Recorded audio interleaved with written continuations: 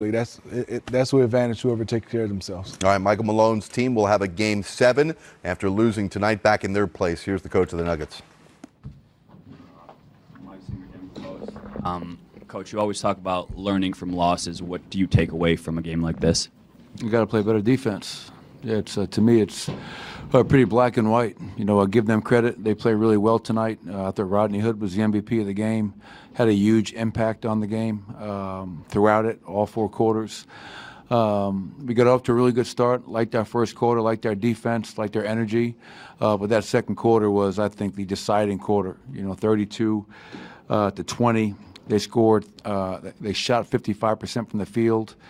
3 and 4 was back and forth. But bottom line is we didn't defend. You know, the whole night. 119 points, 15 made threes, and then you couple that. You know, couple that with our inability to make shots. You know, we got 46 shots in the paint tonight. We made 16.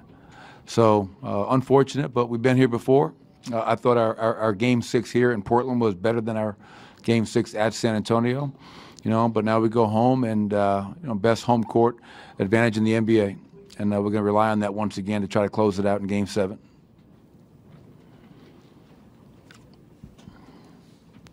Michael, there was a play early in the fourth quarter. I think it was a 2-on-1, and Paul threw it up to Beasley. He missed the dunk. CJ finished at the other end.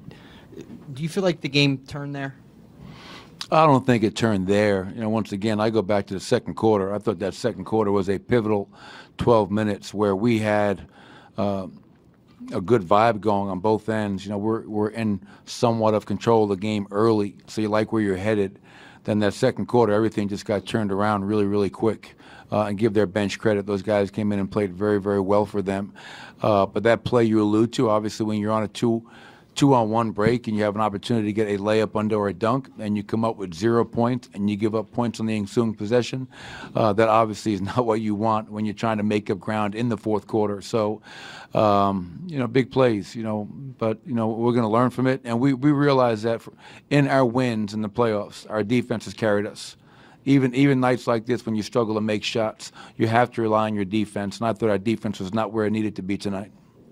Michael, Eric Anderson, Associated Press. I think Dame had 17 in the third quarter. What did you see from him in that third quarter that kind of got him going?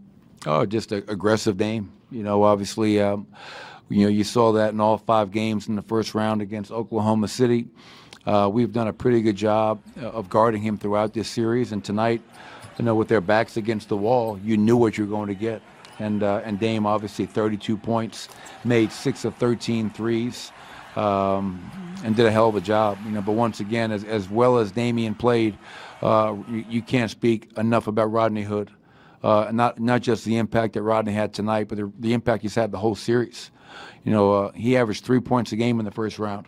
So talk about a young man stepping up and taking advantage of a situation in an elimination game. So, you know, great performance by Rodney Hood. We have to be much better guarding him. Kind of in that same vein, Michael, when it comes to Lillard and how you guys have guarded him, did you feel like it was just aggressiveness from him, or did you feel like you guys maybe gave him a little more space tonight than he's had? Oh, definitely. I would agree with that. I think when you combine the fact that Damian knows this is win or go home, you know what kind of mindset a great player is going to come out with, coupled with, you know, us maybe not being as physical and into him, our bigs maybe not being up at the level as often, so he's able to come off and make 6 threes. You know, and we've done a really good job of taking away the 3-point shot with him for the most of the series, and tonight he got off. So it was definitely a combination of him understanding what time it is and us not being as engaged defensively as we need to be. Second row on the right. Romy Bean, CBS Denver. Coach, before the game you said you wanted your team to come out not just to meet the urgency and energy of Portland, but to exceed it. Do you feel like they were able to accomplish that? I think so. You know, once again, did we sustain it for 48 minutes? Maybe not necessarily. But I thought quarter one tonight compared to quarter one against San Antonio was a marked difference. Our defense was phenomenal. We had 8 assists, 1 turnover in the first quarter, and we have an 8-point lead, 34-26. So I loved how we started. Obviously, once we got into that second quarter, though, that's where we kind of lost our rhythm on both ends of the floor. We had a hard time scoring. We had a hard time defending. And when you're struggling to make shots, you have to rely on your defense, something we've done a lot this year. But tonight, obviously, we struggled on both ends. Couldn't make shots, 38% from the field, which is not a great number, and 16 of 46 in the paint. And that carried over onto the defensive end, unfortunately. Second row on the left. Michael, 2 questions. An easy one first. If Jokic hadn't picked up his 4th foul in the third, would you have come back with him to start the 4th? I'm not sure. Obviously it was definitely in my thought process. I ran Jamal Murray a lot of minutes tonight, and with with Nikola in foul trouble, I felt I needed to have one of those guys on the floor at all times, just with the rhythm of the game and them kind of having the lead. And I didn't want to have both Jamal and Nikola on the bench at the same time. So there's a chance. Obviously, it's tough. I give our bench credit. It's easy to sit there and criticize them, but it's tough to play a couple of minutes. And when things don't go well, you come out and you probably start pressing a little bit. So I probably have to show a little bit more confidence and faith in those guys so they can play their game effectively. But Nikola is a valuable part of our team, and I'll play him as many minutes as needed to try to get a win. And obviously, Game 7 will be that case for everybody.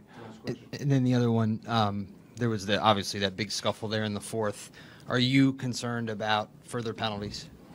It's funny. I still haven't gotten a real good look as to what happened. I know that I think it was Will Barton and Seth Curry, I believe, that had the initial.